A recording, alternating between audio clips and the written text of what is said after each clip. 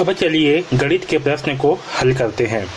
तो देखिए सबसे पहला प्रश्न है 48,567 में 5 का स्थानीय मान है। ओके, प्रश्न क्या है? तो प्रश्न है 48,567।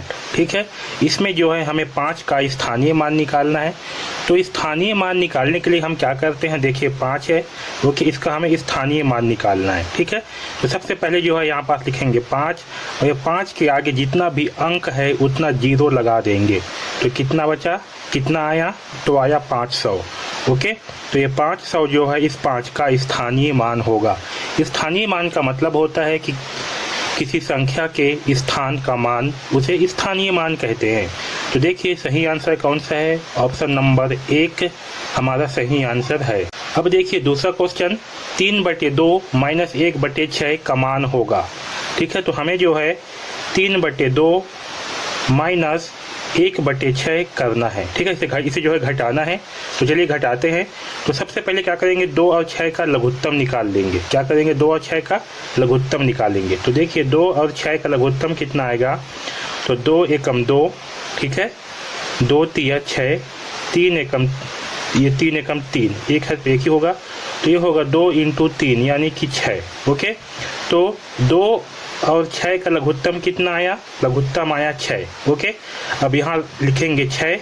ठीक, अब इस 2 से जो है इस 6 को भाग करेंगे तो कितना आएगा? 2 तिया 6, कितने बार में जाएगा भाग? 6 जो है 3 बार में। तो इस 3 के साथ जो है 3 से गुणा कर देंगे। ठीक है, 2 से भाग के 6 को कितना बार में गया? 3 बार में। उस 3 से जो है इस 3 का गुणा करेंगे, ये जो ऊपर 3 है इसके साथ। ये होगा 3 तियाई 9। ठीक है, बीच में है माइनस तो करेंगे माइनस। अब इस 6 से इस 6 को भाग करने पर कितना आएगा भागफल? 1 आएगा, 6 एकम 6। तो इस 1 के साथ में 1 का गुणा करेंगे। ओके, जो भी भागफल आएगा ना इसको भाग देने के बाद उसका गुणा जो है इसके ऊपर वाले संख्या के साथ करते हैं। तो 1 एकम 1, तो 9 में से 1 घटाएंगे तो कितना आएगा? 8। तो यहाँ आएगा 8/6। ठीक है, अब 8/6 है, इसे जो है सिंप्लीफाई कर लेते हैं, यानी कि सरलतम रूप में कर लेते हैं। तो सरलतम रूप में करने के लिए क्या करते हैं? अंश और हर दोनों में समान संख्या से भाग करते हैं। तो चलिए इसके अंश और हर दोनों में 2 का भाग करते हैं। तो 8 को 2 से भाग करने पर कितना आएगा? 4 आएगा, और 6 को 2 से भाग करने पर कितना आएगा? 3 आएगा। तो हमारा आंसर हुआ 4/3। ओके, तो हमारा आंसर क्या हुआ? 4/3। तो देखिए सही आंसर कौन सा होगा? तो ऑप्शन नंबर 3 जो है हमारा सही आंसर है, 4/3। ओके, अब देखिए तीसरा क्वेश्चन, निम्न में से कौन सी इकाई सबसे बड़ी है? पहला है मीटर, दूसरा है किलोमीटर, तीसरा है सेंटीमीटर और चौथा है डेसीमीटर। तो याद रखना किलोमीटर जो है इनमें से सबसे बड़ी इकाई है। ठीक है, अब देखिए चौथा क्वेश्चन, 15,507 की पूर्ववर्ती संख्या है। क्या बोला गया है? 15,507 की पूर्ववर्ती संख्या। पूर्ववर्ती संख्या का मतलब होता है इस संख्या से जस्ट पहले की संख्या। तो हम पूर्ववर्ती संख्या निकालने के लिए क्या करेंगे? दिए हुए संख्या में 1 घटा देंगे। ठीक है, तो चलिए घटाते हैं। 7 में से घटाएंगे 1 तो बचेगा 6, यहाँ होगा 0, ये 5 और ये 15। ठीक है, तो हमें प्राप्त हुआ 15,506। ये जो है 15,507 की पूर्ववर्ती संख्या होगा। तो देखिए सही आंसर कौन सा है? ऑप्शन नंबर 4 जो है सही आंसर है। अब देखिए पांचवा क्वेश्चन, 27 का गुणनखंड है। ओके, क्या बोला गया है? 27 का गुणनखंड क्या है? ओके, तो चलिए इसका जो है गुणनखंड निकालते हैं। तो गुणनखंड निकालने के लिए क्या करेंगे? हम 1 से जो है स्टार्ट करेंगे भाग देना, और भाग दे करके देखेंगे कि 27 जो है किस किस से भाग जाता है। तो हमें जो है ये प्रोसेस जो है 27 के आधा यानी कि 14 तक जो है भाग करके देखना होगा। ओके, तो चलिए देखते हैं। तो 1 से देखिए, 1 से जो है 27 भाग जाएगा या नहीं जाएगा? तो 1 से भाग जाएगा। ओके, 2 से देखिए, तो 2 से भाग नहीं जाएगा। ठीक है, 2 के पहाड़ा में 27 नहीं आएगा। 3 के में देखिए तो 3 निया होता है 27, तो 3 के पहाड़ा में जो है 27 आएगा। 4 के पहाड़ा में देखिए 4 7 28 होता है, जो कि 27 नहीं आएगा। ओके, 5 के में भी 27 नहीं आएगा, 6 के में भी 27 नहीं आएगा, 7 के में भी 27 नहीं आएगा, 8 के में भी 27 नहीं आएगा, 9 के में देखिए 9 तिया 27 होता है। ओके, ये 3 है, तो 9 के पहाड़ा में भी 27 आता है, तो 9 से भी भाग जाएगा 27 जो है। 10 से भी भाग नहीं जाएगा, 11 से भी नहीं जाएगा, 12 से भी नहीं जाएगा, 13 से भी नहीं जाएगा, 14 से भी नहीं जाएगा। अब आधा के बाद जो है डायरेक्ट उसी संख्या से भाग जाएगा, किसे? 27 से। तो देखिए 27 के गुणनखंड क्या क्या होंगे? 1, 3, 9 और 27, ये जो है 27 के गुणनखंड होंगे। ओके, तो देखिए सही उत्तर कौन सा है? तो ऑप्शन नंबर 2 हमारा सही उत्तर है। अब देखिए छठवां क्वेश्चन, जो कोण 90 अंश से कम माप के होते हैं उसे क्या कहते हैं? तो याद रखना, जिस भी कोण का मान 90 अंश से कम होता है उस कोण को न्यून कोण कहते हैं। क्या कहते हैं? न्यून कोण कहते हैं।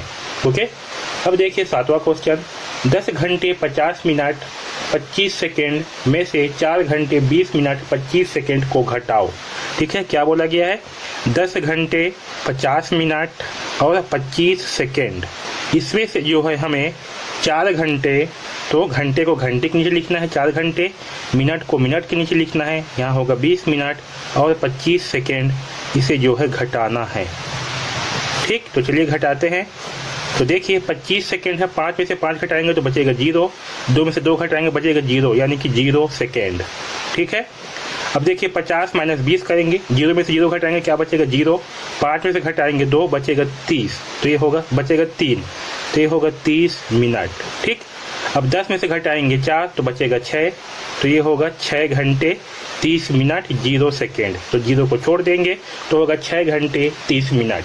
तो हमारा सही आंसर है ऑप्शन नंबर 2, 6 घंटे 30 मिनट। अब देखिए 8वां क्वेश्चन, अभाज्य संख्या को पहचान कर लिखो। ओके, तो यहाँ पास बहुत सारे नंबर हैं, 4 है, 9 है, 17 है, 27 है और 33 है।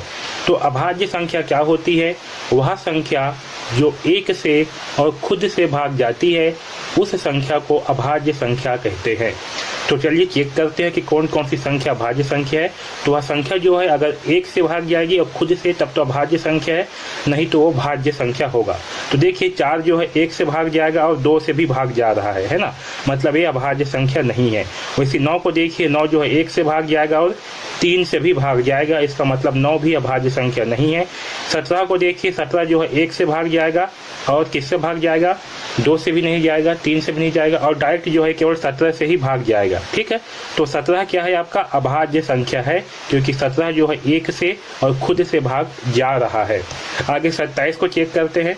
तो 27 जो है 1 से भी भाग जाएगा और 3 से भी जाएगा, 9 से भी जाएगा, यानी कि 27 जो है अभाज्य संख्या नहीं है। वैसे 33 को देखिए, 33 जो है 1 से भाग जाएगा और 11 से भी भाग जाएगा, 11 या 33 होता है और 33 से भाग जाएगा, तो ये भी अभाज्य संख्या नहीं है। तो हमारा सही आंसर क्या होगा? 17। ये 17 जो है ये अभाज्य संख्या है।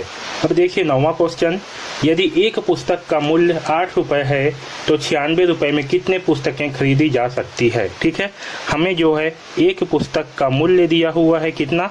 8 रुपये, तो 96 रुपये में कितने पुस्तक खरीदी जा सकती हैं? तो हम क्या करेंगे? 96 को 8 से भाग कर देंगे। ठीक है, चलिए भाग करते हैं। 8 एकम 8, घटाएंगे बचेगा 1, 16, 8 दूनी 16, तो कितने पुस्तकें आएंगे? 12। ठीक है, जो भागफल आया यही हमारा आंसर है। तो 96 रुपये से 12 पुस्तकें खरीदी जा सकती है। देखिए दूसरा ऑप्शन जो है हमारा सही है। अब देखिए 10वां क्वेश्चन, रमेश अपने बचत खाते में प्रति माह 550 रुपये जमा करता है, बताओ 4 वर्षों में वह कितने रुपए जमा करेगा? ओके, तो देखिए क्या बोला गया है, रमेश जो है अपने बचत खाते में प्रति माह कितना रुपए जमा कर रहे हैं? 550 रुपये जो है जमा कर रहा है। ओके, तो प्रति माह जमा कर रहा है कितना? 550 रुपये प्रति माह जमा कर रहा है, 550 रुपये। ठीक है, बताओ 4 वर्षों में वह कितने रुपए जमा करेगा? तो यहाँ पास क्या बोला गया है? 4 वर्षों में। ठीक है, तो 4 वर्ष है तो पहले वर्षों से जो है हम माह निकाल लेते हैं कि 4 वर्ष में कितने माह होंगे, क्योंकि हमें प्रति माह कितने रुपए जमा होगा वो जो है निकालना है। तो क्या करेंगे? हम वर्ष को जो है माह में बदलेंगे। तो 1 वर्ष में कितना माह होते हैं? तो 1 वर्ष में होते हैं 12 माह। ठीक है, तो जब 1 वर्ष में 12 माह होते हैं तो 4 वर्ष में कितना माह होंगे? तो 4 वर्ष में होंगे 12 × 4 माह, 12 चौक होगा 48। ओके, तो 12 चौक 48 माह। ठीक है, तो 4 वर्ष में होगा 48 माह। ओके, अब देखिए 1 माह में जमा कितना कर रहा है? 550 रुपये, तो 48 माह में जमा कितना करेगा? तो यहाँ करेंगे 48 गुणित 550। चलिए इसका जो है गुणा कर देते हैं। तो 0 से गुणा करने पर होगा 0 0। ठीक है, 5 से वो गुणा करने पर 5 अट्ठे 40 की शून्य, हासिल आएगा 4, 5 चौक 20, 20 और 4 होगा 24। ठीक है, अब 2 शून्य काटेंगे, 5 अट्ठे 40 की शून्य, हासिल आएगा 4, 5 चौक 20 और 4 24। ठीक, इसे जो है जोड़ देते हैं, 0 0, यहाँ 4 4 और 2 6 और ये 2, तो हमें प्राप्त हुआ 26,400 रुपये। ओके, यानी कि 5 वर्ष में रमेश कितना जमा करेगा, तो रमेश जो है 26,400 रुपये जमा करेगा। तो सही आंसर होगा हमारा ऑप्शन नंबर 3, 26,400 रुपये। अब देखिए 11वां क्वेश्चन, जिन त्रिभुजों की सभी भुजाएं समान लंबाई होती है उसे क्या कहते हैं। पहला ऑप्शन है समबाहु त्रिभुज, दूसरा है समद्विबाहु त्रिभुज, तीसरा है न्यून कोण त्रिभुज और चौथा है विसमबाहु त्रिभुज। तो याद रखना, जिन त्रिभुजों की सभी भुजाएं समान लंबाई की होती है उसे समबाहु त्रिभुज कहते हैं। क्या कहते हैं, तो उसे जो है समबाहु त्रिभुज कहते हैं। समबाहु यानी कि समान भुजा। ओके, अब देखिए प्रश्न क्रमांक 12, मेरे पास 4 सही 3/5 रुपये है और मैंने 3 सही 1/5 रुपये खर्च कर दिए। अब मेरे पास कितने रुपए शेष बचे हैं। ओके, तो चलिए इस प्रश्न को हल करते हैं। तो देखिए मेरे पास कितने रुपए हैं, तो मेरे पास रुपए हैं 4 सही 3/5, 4 सही 3/5 रुपये। ठीक है, और मैंने खर्च कितने किया, तो मैंने खर्च किया है, खर्च को यहाँ लिख देते हैं, खर्च किया है 3 सही 1/5 रुपये। ओके, तो चलिए सबसे पहले जो है इसे हम विषम भिन्न में बदल लेते हैं। उसके लिए क्या करेंगे, 5 का गुणा होगा 4 के साथ, तो 5 × 4 प्लस होगा ये 3 और बटे होगा 5। ठीक है, तो ये आएगा 5 चौक 20, 20 और 3 होगा 23, तो होगा 23/5। ओके, वैसे खर्च का भी इसको भी जो है हम विषम भिन्न में पहले बदल लेंगे, तो ये होगा 5 × 3 प्लस 1/5। तो इसका मान आएगा 5 × 15 और 1 16, तो ये होगा 16/5। ठीक है, अब हमें जो है हमारे पास कितने रुपए शेष बचे वो जो है निकालना है। तब हम जो हमारे पास कुल रुपए थे इसमें से जो है खर्च वाले रुपए को घटा देंगे, यानी कि 23/5 माइनस करेंगे 16/5। ठीक, तो चलिए इसे जो है घटाते हैं। तो इन दोनों का लघुत्तम आएगा 5, क्योंकि 5 ही है, तो यहाँ होगा 23 - 16। तो देखिए, तो 23 - 16 करने पर प्राप्त होगा हमें 7, तो यहाँ आएगा 7/5। ठीक है, अब देखिए हमें जो है जो उत्तर है हमारा वो जो है हमें मिश्र भिन्न में दिया हुआ है, तो इसे भी हम मिश्र भिन्न में बदलेंगे। उसके लिए जो है 7 को 5 से भाग करेंगे। तो चलिए करते हैं, 5 एकम 5 घटाएंगे बचेगा 2। ठीक है, तो यहाँ लिखेंगे 1, जो भागफल है उसको लिखते हैं सामने में, ऊपर में लिखते हैं शेष फल को, ये जो है 2 हमारा शेष फल है और नीचे में रहेगा भाज्य। तो ये आएगा 1 सही 2/5, ये जो है हमारा उत्तर होगा। ठीक, तो देखिए सही आंसर कौन सा है, ऑप्शन नंबर 2 हमारा सही आंसर है, 1 सही 2/5। अब देखिए 13वां क्वेश्चन, निम्न में से कौन सी भिन्न 2/3 के तुल्य नहीं है। ओके, तो हमें जो है देखना है कि कौन सा भिन्न 2/3 के तुल्य नहीं है। ठीक, तो देखिए 2/3 है, इसके साथ अगर हम 2 का गुणा करेंगे अंश और हर दोनों में, ओके, तो हमें क्या प्राप्त होगा, 2 दूनी 4 और 2 तिया 6। तो हमें जो है पहला वाला मान प्राप्त हो गया, यानी कि पहला वाला मान जो है 4/6 ये हमारा तुल्य भिन्न होगा। ठीक, अब फिर से 2/3 में जो है इसके अंश और दोनों में 3 का गुणा करेंगे, तो हमें प्राप्त होगा 3 दूनी 6 और 3 तिहाई 9। तो हमें जो है ऑप्शन नंबर 2 प्राप्त हुआ, 6/9। अब फिर से जो है 2/3 के साथ जो है इसके अंश और दोनों में जो है 4 का गुणा करेंगे, तो देखिए 4 दूनी 8 और 4 तिया 12। तो हमें जो है ऑप्शन नंबर 3 का उत्तर प्राप्त हुआ। ओके, यानी कि ऑप्शन नंबर 3 जो है 8/12 ये भी तुल्य भिन्न है। ठीक है, अब चलिए हमारा 2/3 के साथ जो है 5 और 5 का देखते हैं गुणा करके, तो 5 दूनी 10 और 5 तिया 15 प्राप्त हुआ। जबकि ऑप्शन नंबर 4 में क्या है, 4/3 है। तो ऐसा हमें कोई भी मान जो है प्राप्त नहीं हो रहा है। इसका मतलब क्या है कि 2/3 के जो है तुल्य भिन्न 4/3 नहीं होगा। तो हमारा सही आंसर है ऑप्शन नंबर 4, 4/3। अब देखिए 14वां क्वेश्चन, निम्न आकृति का परिमाप होगा। हमें जो है इस आकृति का परिमाप निकालना है। यहाँ एक आयत बना हुआ है, नीचे का मान है, इसकी लंबाई है 6 सेंटीमीटर और चौड़ाई है 3 सेंटीमीटर। हमें जो है इसका परिमाप निकालना है। तो आयत का परिमाप का फार्मूला क्या होता है, आयत का परिमाप बराबर होता है 2 × लंबाई प्लस चौड़ाई। ठीक है, तो चलिए करते हैं। तो 2 × लंबाई कितना है, लंबाई है 6 प्लस चौड़ाई है 3, तो हमें प्राप्त होगा 2 × 6 + 3 यानी कि 9, तो 9 दूनी 18, तो हमें प्राप्त होगा 18 सेंटीमीटर। ठीक, तो हमारा उत्तर होगा 18 सेंटीमीटर। तो देखिए हमारा चौथा आंसर जो है सही है 18 सेंटीमीटर। अब देखिए 15वां क्वेश्चन, 4 अंकों की सबसे बड़ी तथा सबसे छोटी संख्या का योग है। ठीक है, हमें जो है 4 अंक की सबसे बड़ी संख्या और 4 अंक की ही सबसे छोटी संख्या का योग निकालना है। तो देखिए 4 अंकों की बड़ी संख्या क्या होगा, 4 अंकों की बड़ी संख्या होगा, हम क्या करेंगे 4 बार जो है 9 लिख देंगे, तो ये होगा 9 9 9 9, ये होगा 4 अंकों की सबसे बड़ी संख्या। और अब जो है 4 अंकों की सबसे छोटी संख्या लेंगे, तो 4 अंकों की छोटी संख्या, तो 4 अंकों की छोटी संख्या क्या होगा, 1 लिखने के बाद जो है 3 बार लगा देंगे 0, ये होगा 4 अंकों की छोटी संख्या, इसे जो है जोड़ देते हैं, तो 9 और 0 होगा 9, 9 और 0 होगा 9, 9 और 0 होगा 9, 9 और 1 होगा 10, तो हमें प्राप्त हुआ 10,999। ठीक, तो हमारा आंसर होगा 10,999। देखिए ऑप्शन नंबर 2 हमारा सही आंसर है। अब देखिए 16वां क्वेश्चन, मोहन प्रतिदिन 250 मिलीलीटर दूध पीता है, बताओ वह 4 दिन में कितने लीटर दूध पिएगा। ओके, तो एक दिन में कितना दूध पीता है, तो एक दिन में जो है दूध पीता है 250 मिलीलीटर। ठीक है, तो 4 दिन में कितना दूध पिएगा, तो यहाँ पर जो है 250 × 4 कर देंगे।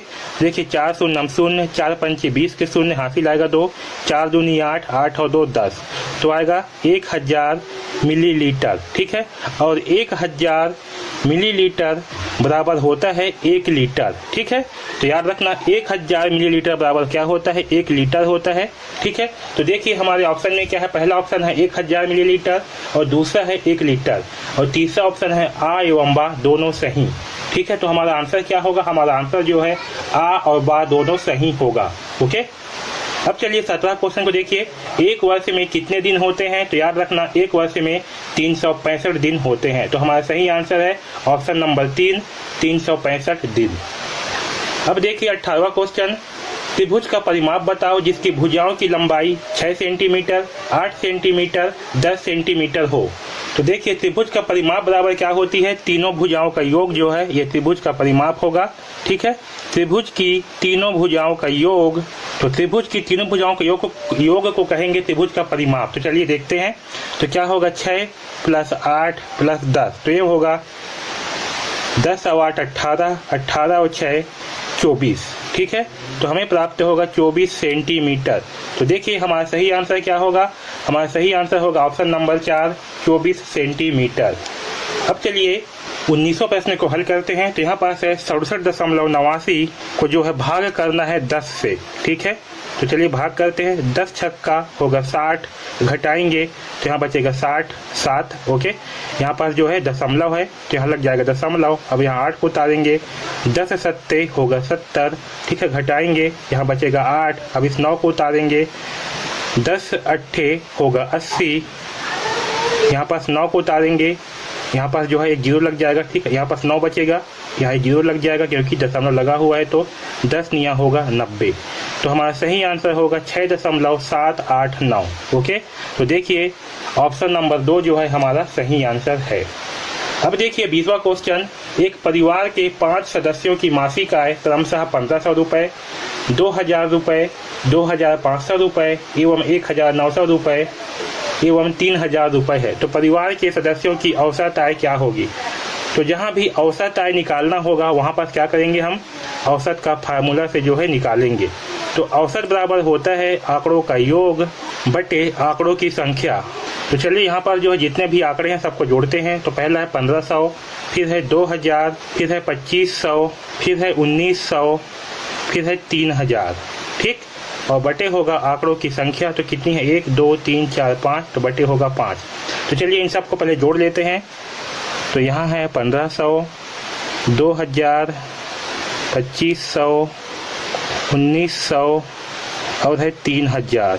ठीक है, तो यहाँ होगा 0, यहाँ भी आएगा 0, 5 और 5 10, 10 और 9 19 की 9 हासिल आएगा 1, 1 और 1 2, 2 2 4, 4 और 2 6, 1 7, 8 9 10। ओके, तो हमें प्राप्त हुआ 10,900। ठीक है, ये जो है आंकड़ों का योग हुआ। 10,900। ठीक है, अब क्या होगा 10,900 बटे 5 होगा, तो 10,900 को जो है 5 से भाग कर देंगे। तो चलिए 10 यहाँ पास भाग करते हैं, 10,900 को 5 से भाग। ठीक है, तो 5 दूनी होगा 10, 10 जो है कैंसल। अब जो है 9 को यहाँ उतारेंगे, तो 5 एकम 5, घटाएंगे बचेगा 4। अब इस शून्य को यहाँ उतारेंगे तो होगा 5 अट्ठे 40, यहाँ उतारेंगे इस शून्य को तो 5 शून्यम शून्य, तो हमें प्राप्त होगा, भाग देने पर कितना आएगा, तो भाग देने पर आएगा 2180। ठीक है, तो ये जो है औसत आय होगा। ओके, तो परिवार के सदस्यों की औसत आय कितना है, 2180 है, जो कि ऑप्शन नंबर 1 हमारा सही आंसर है। ओके।